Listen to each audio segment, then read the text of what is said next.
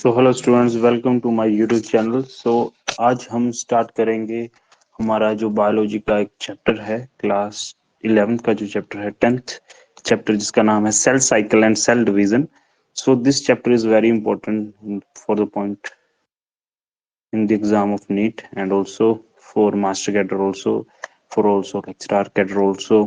So हम इस chapter के हर एक कंसेप्ट को अच्छे से समझेंगे, बिकॉज इसमें से जो है कंसेप्चुअल क्वेश्चंस, इसमें जो है फैक्चुअल जो इंफॉर्मेशन है वो काफ़ी, मतलब हमें इससे जो क्वेश्चंस कैसे बन सकते हैं, जैसे लाइक हम कह सकते हैं कि सेल डिवीजन हो रही है तो उसमें से कौन से फेज में कौन सी ऑर्गेनेलीज डिसअपियर होंगी, या क्रोमोसोम का नंबर कहाँ पे बढ़ रहा है, कहाँ पे डीएनए रेप्लिकेशन होती है। तो नीट में काफी क्वेश्चंस इस चैप्टर में से बनते हैं। तो आज हम डिस्कस करेंगे इस चैप्टर को, जिसका नाम है cell cycle and cell division, जिसके अंदर हम पढ़ेंगे कि कैसे एक सेल खुद को डिवाइड करता है और उस डिवीजन से कैसे ग्रोथ होती है। और इसमें हम पढ़ेंगे कि जैसे ह्यूमन बॉडी है, उसके अंदर जो सेल्स होते हैं वो डिवाइड कैसे करते हैं, कौन से फेजेस होते हैं। लाइक हम बात करेंगे यहाँ पे माइटोसिस की, मियोसिस की। माइटोसिस इज लाइक हम कहते हैं इक्वेशनल डिवीजन होती है। भी माइटोसिस में हमेशा number of chromosome remain same, but in meiosis the haploid set of chromosomes cell will be form. ठीक है, तो आज हम बात करते हैं। देखिए सबसे पहले जो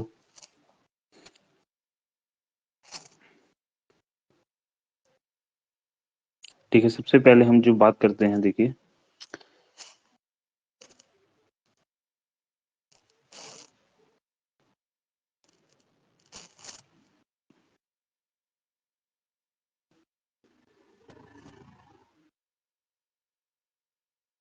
द ग्रोथ एंड रिप्रोडक्शन। देखिए, the growth and reproduction of all organisms depend upon the division and enlargement of cell. कह रहे हैं कि जो ग्रोथ होती है एंड रिप्रोडक्शन होती है सभी ऑर्गेनिज्म की, वो डिपेंड करती है division and enlargement of the cell. Like अगर कोई किसी ऑर्गेनिज्म ने डिवाइड करना, किसी ऑर्गेनिज्म की ग्रोथ होनी है, तो उसके लिए सेल का डिवाइड होना या सेल का इनलार्जमेंट होना बहुत ज़रूरी है। विदाउट दिस सेल डिवीजन और इनलार्जमेंट किसी भी ऑर्गेनिज्म की जो है ग्रोथ है और रिप्रोडक्शन नहीं हो पाएगी। So the mechanism of division and multiplication of cells together constitute cell reproduction. अभी जो सेल रिप्रोडक्शन होती है, रिप्रोडक्शन का mean to say that to making similar one copies or dissimilar ones with having variations।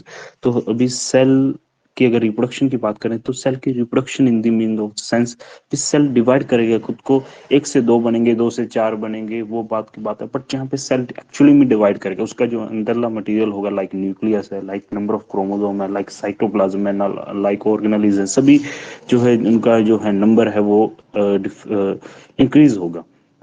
तो बात करेंगे cell cycle की। तो सेल साइकिल के अंदर हम वेरियस फेज पढ़ेंगे, तो वन बाय वन हम डिस्कस करेंगे। ठीक है, तो देखिए,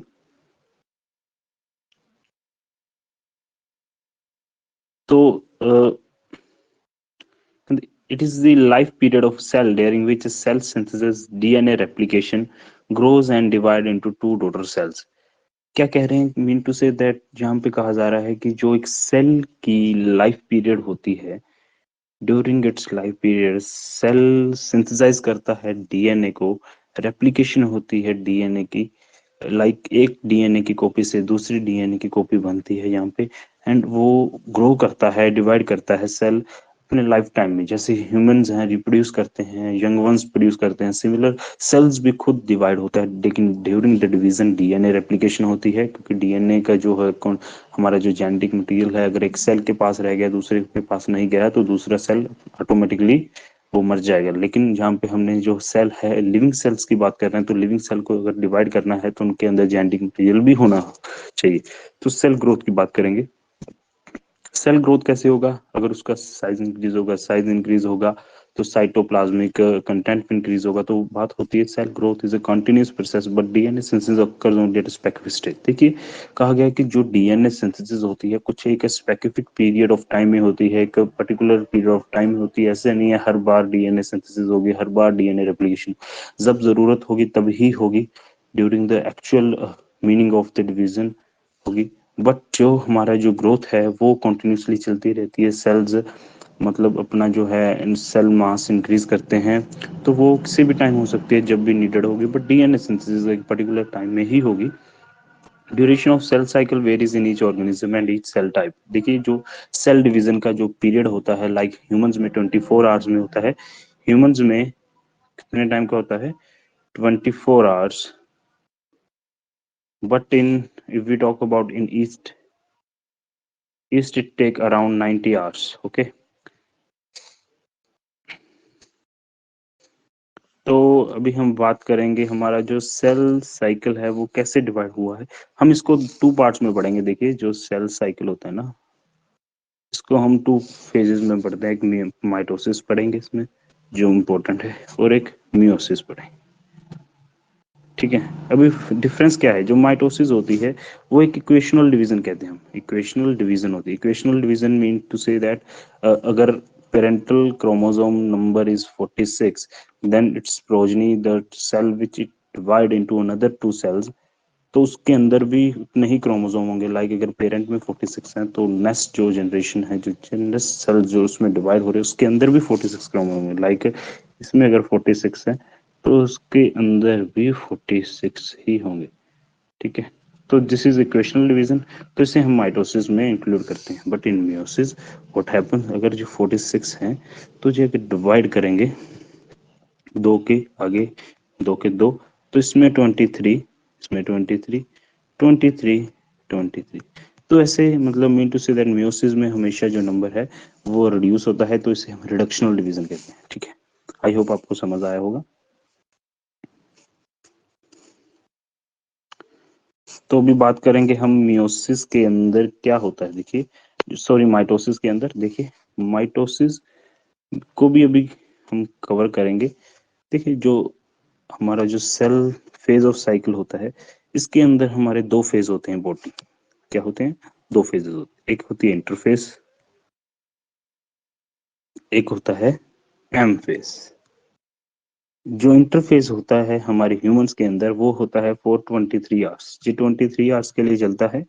और जो एम फेज होता है जी 1 आवर के लिए होता है, क्योंकि हमने बोला है जो सेल साइकिल का जो पीरियड है डिवीजन का ह्यूमंस में 24 आवर्स होता है। तो 24 आवर्स में जो इंटरफेज है वो 23 आवर्स चलेगा। जो एम फेज है 1 आवर। अभी इंटरफेज होता क्या है? देखिए interphase is a period of time during which cell prepare itself for this actual cell division, mean to say that in mitosis अगर हम बात करें सेल डिवीजन की, तो सेल डिवीजन के अंदर हमने अब पढ़ रहे हैं दो फेजेस होते हैं, एक इंटरफेज होता है, एक एम फेज होता है। अभी इंटरफेज के अंदर भी हम काफी आगे हम फेजेस पढ़ेंगे, बट आप इंटरफेस को समझिए ऊपर से क्या होता है। इंटरफेस एक ऐसा पीरियड ऑफ टाइम होता है जहाँ पे हमारा सेल प्रिपरेशन कर रहा है एक्चुअल डिवीजन में जाने के लिए। Mean to say that interphase में वो प्रिपेयर करेगा खुद को। लाइक प्रिपेयर मतलब हम जैसे स्टूडेंट्स की बात करते हैं, लाइक बोर्ड एग्जाम्स होते हैं, तो लाइक हम ट्वेल्थ की बात करते हैं तो ट्वेल्थ का जो बोर्ड एग्जाम होता है लाइक वो सारा साल जो है प्रिपेयर करता है। ठीक है स्टूडेंट, बट आफ्टर द जो बोर्ड एग्जाम्स आते हैं, डेट शीट आती है, तो लाइक उसने सारा साल पढ़ा होता है लेकिन उसने एक दिन में वो रिजल्ट देना होता है। एक दिन एग्जाम होता है उसमें सारा रिजल्ट उसका आता है। तो सिमिलर वे सेल के अंदर भी ऐसे ही होता है। वे इंटरफेस के टाइम वो जो सेल है वो खुद को प्रिपेयर करता है। खुद को प्रिपेयर करने का in the mean the sense वो अपना साइटोप्लाज्मिक कंटेंट इंक्रीज करेगा, वो डीएनए के जो डीएनए का कंटेंट है वो इंक्रीज करेगा। ठीक है, और सेल ऑर्गेनेल्स का नंबर जो है वहां पे बढ़ सकता है। ठीक है, तो मीन से दैट उसमें वो सारा जो कंटेंट है, मीन एक सेल ने अगर दो सेल में डिवाइड होना है तो उसको डबल कंटेंट भी चाहिए ना। उसको प्रोटीन्स भी चाहिए, उसको आरएनए भी चाहिए, उसको डीएनए भी चाहिए, उसको क्रोमोसोम का नंबर भी चाहिए, उसको सब कुछ जो है डबल चाहिए। तो वो डबल मटेरियल इकट्ठा करना है किसमें स्टार्ट होता है? इंटरफेज में। तो अब जब मटेरियल इकट्ठा हो गया तो अभी डिवाइड करना है, तो डिवाइड कहाँ पे होगा? एम फेज में। अभी एम फेज में जो हमारा एक सेल है, जो एम फेज में क्या होगा? एम फेज में जो हमारा सेल है वो एक्चुअल में डिवाइड करेगा। देखिए अभी आपको मैं समझाता हूँ। देखिए हमारा जो सेल है इंटरफेज, ये सारा क्या है, एक इंटरफेज है, इसको कहते हैं हम एम फेज। ये हो गया एम, जो हो गया आई, इंटरफेस। देखिए इंटरफेस को भी हमने डिवाइड किया है G1, S और G2 में। मीन टू से दैट जो इंटरफेस है हमारा वो 3 पार्ट्स में डिवाइड हो जाता है, G1, S और G2। G1 स्टेज एक हम कहते हैं जहाँ पे जो सेल है उसकी ग्रोथ होने लगती है, लाइक साइटोप्लाज्मिक कंटेंट इंक्रीज होने लगता है, वो प्रोटीन्स की सिंथेसिस करने लग जाता है, ठीक है। लाइक क्योंकि क्या होना है ना, देखिए अभी मैं आपको दिखा देता हूँ।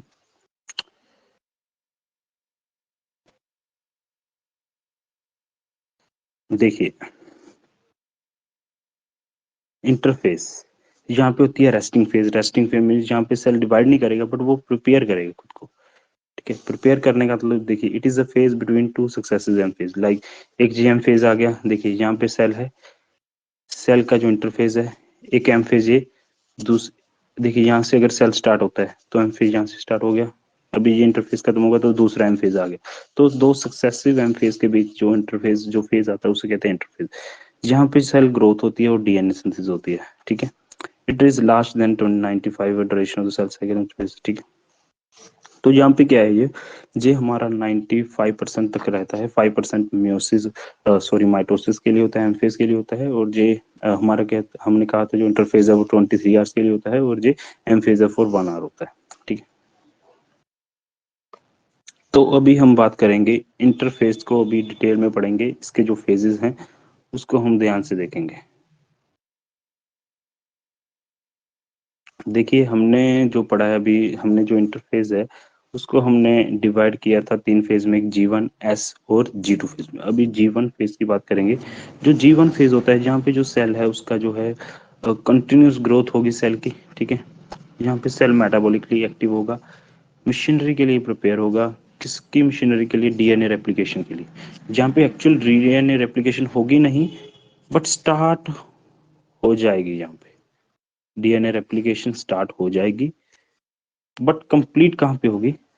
एस फेज में, ठीक है। तो देखते हैं आरएनए प्रोटीन सिंथेसिस फेज में क्या होगा। ये लॉन्गेस्ट फेज होता है सबसे, जहाँ पे डीएनए रेप्लिकेशन एक्चुअल में स्टार्ट हो जाती है। अमाउंट ऑफ डीएनए पर सेल डबल हो जाता है। In animal cells replication begins in the nucleus and central duplicate in this cytoplasm. ये लाइन बहुत इंपॉर्टेंट है। देखिए कहा जा रहा है कि एनिमल सेल में जो रेप्लिकेशन है बिगिन होती है इन द न्यूक्लियस, क्योंकि हमें पता है कि न्यूक्लियस में होता है डीएनए, डीएनए की रेप्लिकेशन डीएनए से ही होगी, तो डीएनए कहाँ पे प्रेजेंट होता है? न्यूक्लियस में, तो न्यूक्लियस में ही डीएनए की रेप्लिकेशन होगी। बट जहाँ पे गौर देने वाली बात यह है कि सेंट्रियोल्स जो होते हैं वो डुप्लीकेट्स करेंगे इन दी साइटोप्लाज्म। ये बात को नोट कर लीजिए। उसके बाद आता है G2 फेज। G2 फेज में क्या होगी?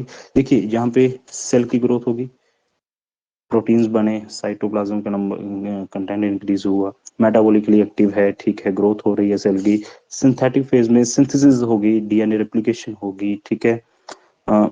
डबल करेगा जो डीएनए कंटेंट है, ठीक है, ठीक है। लॉन्गेस्ट फेज है, ठीक है।